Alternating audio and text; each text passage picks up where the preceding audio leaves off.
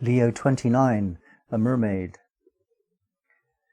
A mermaid arises out of the ocean. The ocean represents unconsciousness. So the mermaid is half of the sea, half of the world. It's not a completely human figure, of course, and yet on its way to being that, coming out of that which is not known to us consciously. We're discussing here the creative process.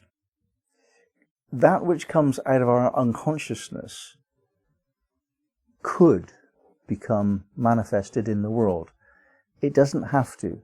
Most of what pops up out of our unconsciousness just sinks back into it.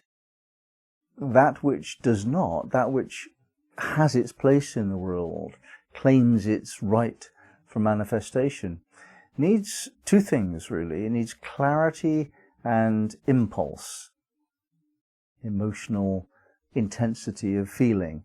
So this desire, this impulse to manifest is given to us at the same time as the clarity of inspiration. Normally, when we consider the creative process, we consult the muse and we have this idea. And that's what is discussed. Of course, that idea is the seed that gives rise to a new creative impulse.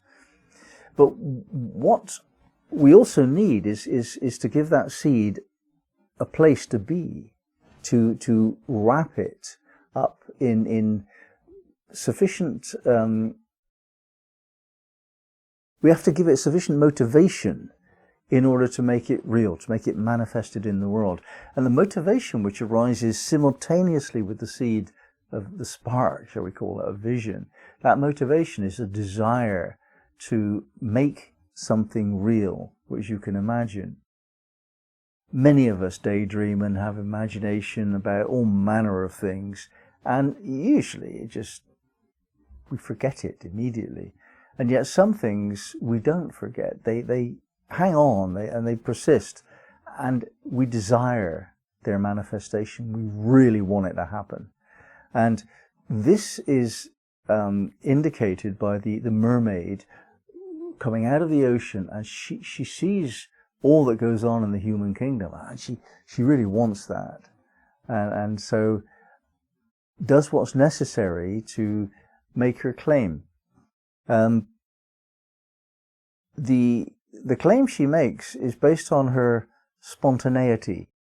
If you can picture a young child who's excited by being, just life itself is excited, they're enthusiastic, they want to try this and try that and learn this and go there, and like everything is fascinating, and they're enthusiastic about everything that they do.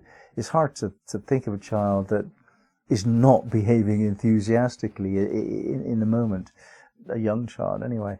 And the mermaid represents that principle within us of pure spirit.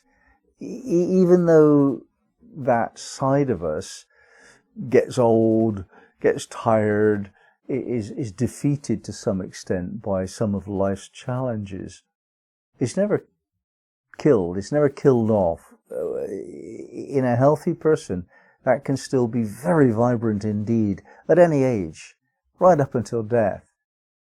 And the twin aspects of this secret is to imagine something, become clear about what you're imagining, and then desire it to become real in your life.